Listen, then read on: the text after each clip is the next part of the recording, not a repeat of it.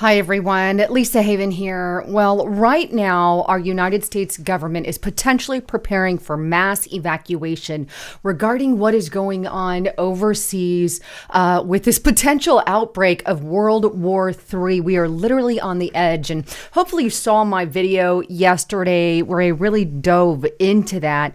But right now, on top of everything with the war, there are protests, both pro-Israel and pro-Palestine, breaking out all over the country, all over the globe, quite frankly. Tensions are rising, and I really see the book of Revelation in the Bible opening up, and we are seeing things play out in front of our eyes, unlike we have ever seen before. And it's a terrifying time in which we are living. But before I get into this, just a quick break from my new sponsor.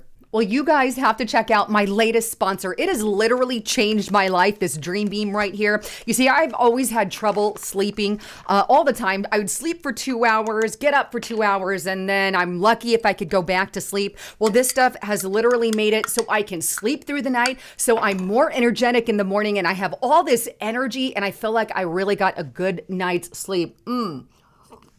And it tastes absolutely amazing. All you have to do to check this out is go to shopbeam.com/Lisa Haven. And right there, you can get amazing discounts. They have 20% off that you can subscribe and save and get 20%. Plus, get an additional 15% off on top of that and a free frother. And I believe it's automatically applied with that coupon code HAVEN. So up to 35% off. But click this link right now, scan it with your phone, go directly to the site and take advantage of exactly what has changed my life. If you want more information, click that more button or click in the description box below as well. All right, back to the broadcast.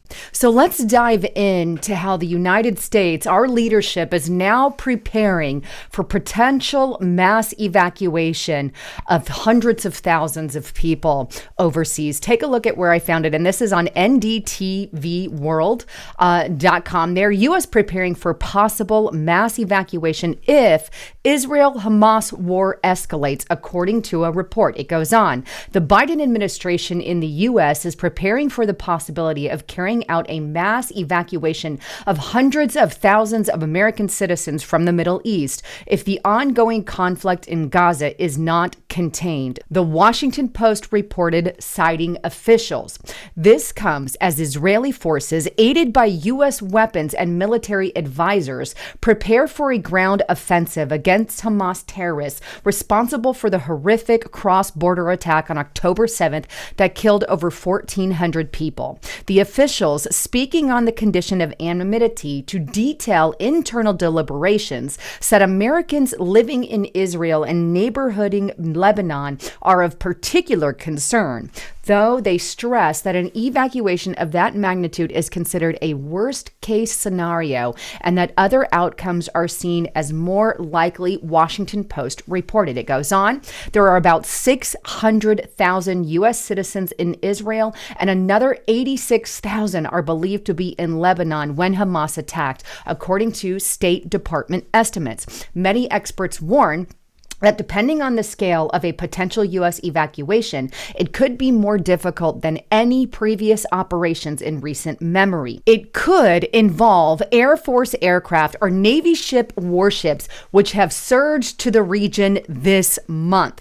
So, in a nutshell, we're literally talking about 686 some odd thousand United States citizens that would need to be evacuated. Now, my personal opinion, if you are in that area, I would have already evacuated. Right now, it's not looking to be safe conditions or safe spaces. The unfortunate part is people are having a hard time getting out of those areas as of right now. I know they shut down some flights to and from those areas. I have not currently checked on the status, but I have heard that our United States government is still kind of hindering some of that from happening. So my advice, if you're in the area, go around the system, do what you can, get out of the area, because it doesn't currently look like things are going to turn around suddenly for the best. There has been tension in that area from day one, and it's never really settled. in my opinion. And even in the book of Revelation, I brought this up earlier, but it talks about how Jerusalem, how Israel would be a stumbling block for the Middle East nations, and how nation after nation would rise up against Israel. And this is exactly what we're seeing playing out in today's day and age. We are living in that time. Now, to top everything off, please also pray for, anyone that is involved in that abroad. But my heart is that we start getting people home, and, that you would evacuate before they force the evacuations or hearken you to evacuate, because the United States government doesn't have a good track record, and they'll wait to do it to the very last minute. Mark my words on that. If it does push comes to shove, it'll be at the last minute that they do it, and it's not going to be the best system in place, not the best evacuation. So get out, I believe, while you can, and take extra precautions. That's my opinion. Now, with that, there's also other reasons, and that I believe we should kind of stay away if and when we can. We all have different jobs and stuff, but stay away from big cities right now if possible, because right now there are protests breaking out all over the globe, not just here in the United States of America, and some, unfortunately, that have gone violent. Both we have pro-Israel and pro-Palestine and all this breaking out everywhere. But here's an AP News article on it, and it says, protests by pro-Israel and pro-Palestinian demonstrators span the world as war escalates.